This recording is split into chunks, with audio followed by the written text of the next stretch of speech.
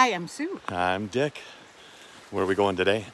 We're going up a beautiful rattlesnake trail up a small creek Small creek. with forest on the uphill side. It's all uphill, but it's delightful.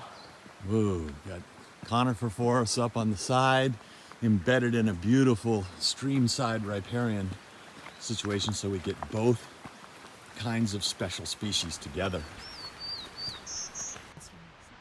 I can hear the Townsend's warbler, but he's kind of hard to see in this dark, thick forest. Yeah. So when you do see it, Uh-huh. where it just slaps you in the face, well, besides being a beautiful bird and warbler, is the yellow and the black pattern on its Yeah, head. the sort of interspersed yellow-black on the face.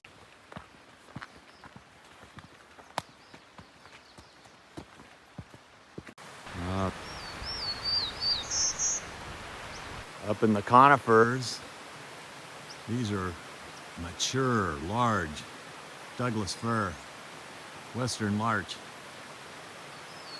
And that's a signature bird in older forests. It comes, yeah, it's the closest thing I think we have in western Montana to an old growth dependent species.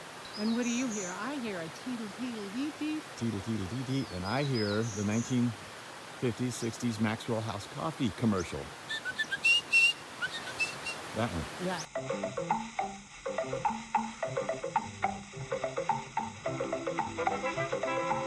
That's the one. That's the one. This is the Maxwell House bird. Townsend's Warbler. Cool.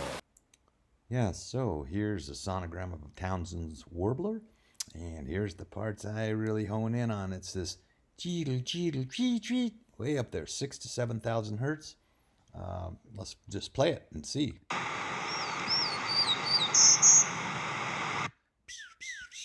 There it is. Neatest looking warbler in the West. Wow. Well, another fun day birding by ear. Another fun day. Where are we going tomorrow? I don't know, I really like to see